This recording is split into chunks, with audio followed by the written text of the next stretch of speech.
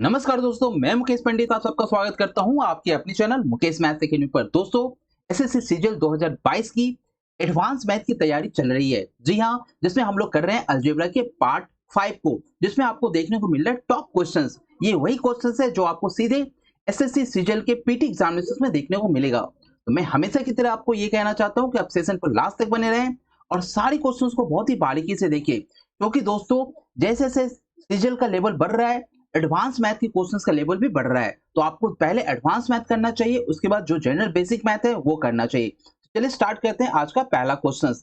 आज का पहला क्वेश्चंस बहुत ही लाजवाब है। मैं हर दिन आपको अलजेब्रा के कम से कम और 2 से 3 क्लास होगी, उसके बाद अलजेब्रा आपकी खत्म हो जाएगी। उसके बाद दूसरे हम लोग दूसरे किसी एडवांस चैप्टर के बारे में चलेंगे, ठीक है? तो पहला क्वेश्चन देखिए आज क्या है। पहला क्वेश्चन आपके सामने है कि x cube plus 2x square minus 5x plus के एक्स प्लस 1 से विभाजित होता है, तो के का मान क्या होगा, है ना? तो के का मान क्या होगा? जब कोई संख्या जब किसी संख्या से विभाजित होता है तो आप भागा लगाने मत लग जाना, क्योंकि ये रिमाइंडर थ्योरम है। तो रिमाइंडर थ्योरम में क्या करेंगे, x प्लस 1 इक्वल टू क्या होगा, 0। तो x इक्वल टू क्या हो जाएगा, -1। अब ये जो -1 है इसमें पुट कर दो। ये -1 ये क्या हो गया, px हो गया। px इक्वल टू जो आपकी वैल्यू हो x cube plus 2x square minus 5x plus k। अब ये जो x इक्वल टू -1 है ना, ये कंप्लीटली डिविजिबल है, पूरी तरह से विभाजित है। जब कोई संख्या पूरी तरह से विभाजित होता है तो उसका शेषफल 0 होता है। यानी p जब -1 वहां पर होगा तो यहाँ पर -1 का पावर क्या होगा, क्यूब प्लस 2 इंटू -1 का पावर क्या होगा, स्क्वायर माइनस 5 इंटू -1 होगा और प्लस यहाँ पर k होगा। ठीक है, मैंने क्या कहा, जब पूरी तरह से विभाजित होती है तो शेषफल क्या होता है, 0। तो यहाँ पर क्या हो गया, -1, यहाँ पर क्या हो जाएगा, +2, यहाँ पर हो जाएगा +5 और यहाँ हो जाएगा k। यानी आपकी जो k की वैल्यू है कितनी हो गई, देखो यहाँ पर -1, 5 2 7, 7 में से क्या 6, यानी यहाँ पर आपका value 0 equal to 0 equal to k plus 6 हो रहा है। तो k की वैल्यू कितनी हो जा रही है, -6। ठीक है, कोई भी डेंजर सवाल नहीं है, कोई भी एकदम बेहतरीन सवाल है और इस तरह के सवाल आपको एग्जामिनेशन में देखने को मिलती है। जिसने अभी सीएचएसएल दिया होगा, एमटीएस दिया होगा, सीजीएल दिया होगा, उसे पता है। चलिए चलते हैं नेक्स्ट क्वेश्चन पर। फिर उस तरह के सवाल, बट यहाँ पर क्या है, 4x square minus 12x plus के पूर्ण वर्ग हो तो k का मान बताइए। तो यहाँ पर क्या हो जाएगा, 4x square minus 12x plus के, है ना? अब देखिए यहाँ पर ये क्या है, 2x का होल स्क्वायर है माइनस यहाँ 2 होगा फॉर्मूला में, एक की जगह क्या होगा 2x होगा। अब किससे मल्टीप्लाई करें तो 12 होगा, तो यानी 3, यानी जो k की जगह क्या होगा, 3 का होल स्क्वायर होगा। k की जगह 3 का होल स्क्वायर होगा। आप देख रहे हो कि k की जगह क्या आया, k की जगह 3 का होल स्क्वायर आया, यानी k का वैल्यू क्या होगा, यहाँ पर 9 हो गया। ठीक है, तो इसका आंसर क्या होगा, 9। नेक्स्ट क्वेश्चन की ओर, -2 2x square minus x plus के 0 हो तो मूल है, तो k का मान क्या हो, ये -2 जो देख रहे हो ना इसमें बैठा दो, यानी 2 इंटू -2 का क्या होगा, होल स्क्वायर माइनस -2 प्लस के बराबर क्या होगा, 0। यानी 2 इंटू यहाँ पर क्या होगा 4 माइनस माइनस प्लस प्लस क्या होगा के बराबर 0, 4 दूनी 8 और 2 10, यानी 10 प्लस के बराबर क्या होगा, 0। यानी के बराबर क्या होगा, -10। के बराबर क्या होगा, -10। आंसर क्या होगा यहाँ पर, -10। नेक्स्ट क्वेश्चन की ओर, x square plus 3qx minus 2q का गुणांक कितना है, x माइनस 2 है। यहाँ भी वही काम, x माइनस 2 बराबर क्या करना, 0। तो आप देख रहे हो यहाँ पर कि x इक्वल टू क्या हो गया, 2 हो गया। जब x इक्वल टू 2 हो गया तो आप यहाँ पर क्या करोगे, ये 4 हो जाएगा। यहाँ पर कितना हो जाएगा, यहाँ पर प्लस 6q हो जाएगा। 6q होने के बाद फिर यहाँ पर क्या हो जाएगा, 2q हो जाएगा। 2q है ना, इक्वल टू यहाँ पर 0 होगा क्योंकि पूरी तरह से विभाजित है। 4 प्लस यहाँ पर क्या हो जाएगा, 4q इक्वल टू 0। आप देख रहे हो यहाँ पर कि 4q इक्वल टू क्या होगा, -4। यानी q की वैल्यू क्या हो जाएगी, q की वैल्यू हो जाएगी -1। यहाँ पे आंसर क्या हो जाएगा, -1। Next question, 5x minus P x plus 1 और 3p 3x के बराबर है तो x का वैल्यू क्या होगा। इन दोनों को मल्टीप्लाई करना और कुछ नहीं। यहाँ पर आप देख रहे हो 5x माइनस 1 और यहाँ पर क्या होगा P x minus 1 equal to यहाँ पर क्या होगा 3 3 सा 9 पी एक्स 3 3 सा 9 पी एक्स माइनस 3 पी। अब इसे मल्टीप्लाई कर दो 5 P x square minus 5x minus P x और प्लस क्या हो जाएगा 1 इक्वल टू क्या हो 9 पी एक्स माइनस क्या हो जाएगा 3p। ओहो x की वैल्यू तो 1 दे रखी है, सॉरी x की वैल्यू जब 1 दे रखी है तो क्या टेंशन है, x की वैल्यू 1 है यानी यहाँ पर हो गया x की वैल्यू 1 हो गया यानी 5 इंटू 1, सॉरी मैंने देखा नहीं कि x की वैल्यू 1 दे रखी है तो यहाँ पर क्या 5 इंटू 1 माइनस 1 ये हो गया, यहाँ पर हो गया p माइनस 1 और यहाँ हो गया आपका 9p माइनस 3p। ठीक है 9p माइनस 3p तो यहाँ पर हो गया 4, यहाँ हो गया आपका p माइनस 1 और यहाँ कितना हो गया 6p। ठीक है 4p minus 4 equal to 6p तो कितना हो गया यहाँ पर माइनस 2p और यहाँ पर कितना हो गया 4 तो p इक्वल टू कितना हो गया माइनस 2 तो p equal to minus two तो नहीं दिख रहा है, दिख रहा है क्या यहाँ पर माइनस 2? कुछ गड़बड़ हुआ क्या? यहाँ गड़बड़ हो गया, यहाँ पर गड़बड़ हो गया, फिर से देखो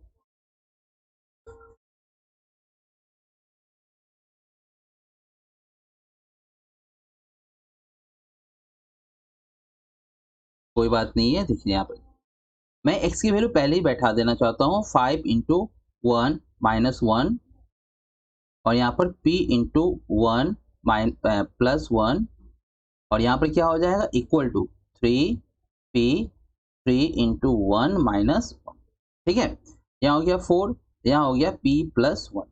ठीक यहाँ पर हो गया 3p और यहाँ क्या हो गया 2 तो यहाँ पर हो गया 6p, यहाँ पर देख रहा हूँ 4p प्लस यहाँ पर हो गया 4।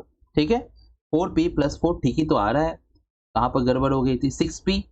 ठीक हो ये प्लस से माइनस हो गया था ना, अच्छा 4p minus 6p equal to क्या माइनस। अब यहाँ पर देखो minus 2p equal to minus, ये माइनस नहीं हुआ था ना, अब p इक्वल टू क्या हो गया यहाँ पर 2 तो p की वैल्यू कितनी हो गई 2 हो गई। नेक्स्ट क्वेश्चन की ओर चलते हैं। ये क्वेश्चंस मैं आप लोग के लिए होमवर्क के लिए देता हूं और प्लीज मुझे आप लोग बनाकर कमेंट बॉक्स में इसका आंसर जरूर देंगे। ठीक है चलते हैं नेक्स्ट क्वेश्चन की ओर। A square plus B square का होल क्यू और ए क्यू प्लस बी क्यू का होल स्क्वायर ए प्लस बी का वैल्यू निकालो। देखो कितनी बेहतरीन क्वेश्चन है। अब इसका जब होल क्यू करोगे तो डायरेक्ट देखो यहाँ पर ये क्या होगा a6 plus b6 plus 3 a square B square A square plus B square. ठीक है इसका करने से क्या होगा, इसका करने से भी sir a6 b6 plus 2 AQ और BQ होगा। ठीक है अब यहाँ पर देखो 3a square B square A square B square, अब यहाँ पर जब मैं यदि एक तरफ इक्वल करूंगा तो यहाँ पर क्या होगा ये और ये और ये और ये कट गया यानी आपके पास सिर्फ बचेगा 3a square B square A square plus B square और यहाँ पर आपके पास बच रहा है 2AQ और BQ।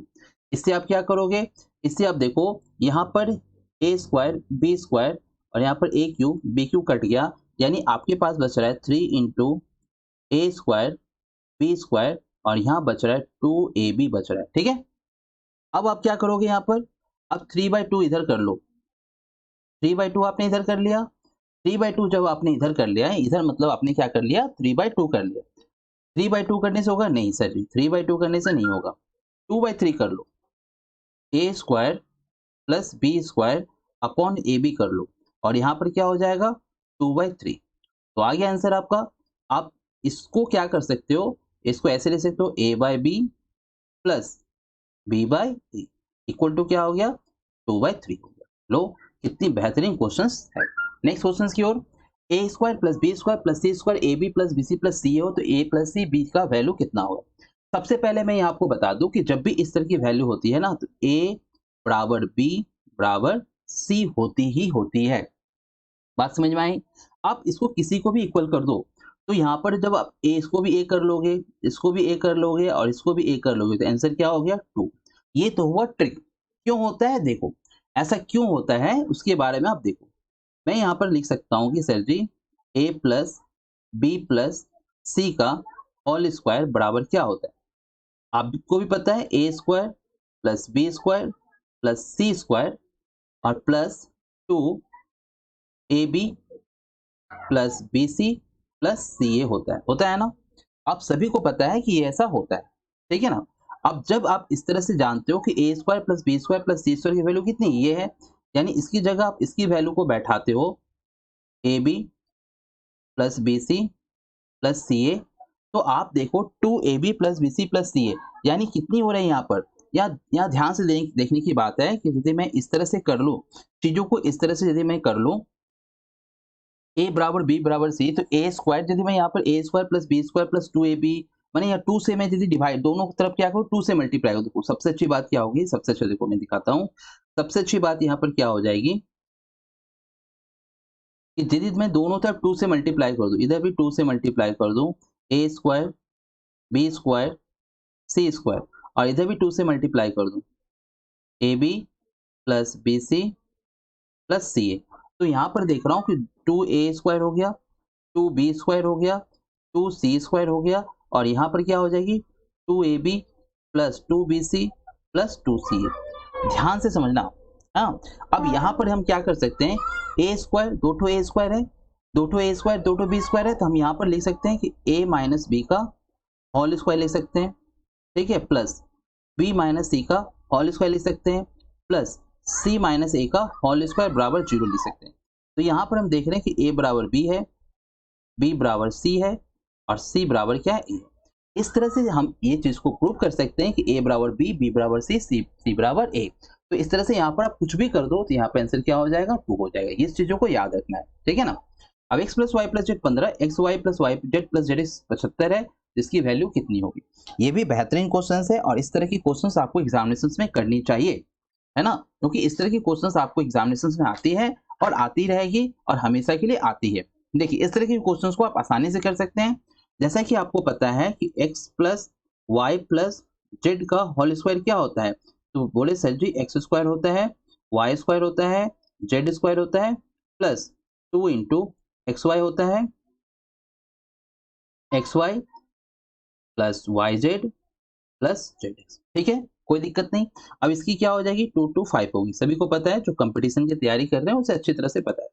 और यहाँ देख लो x square Y square Z square और यहाँ कितने हो जाएगी 150 हो जाएगी।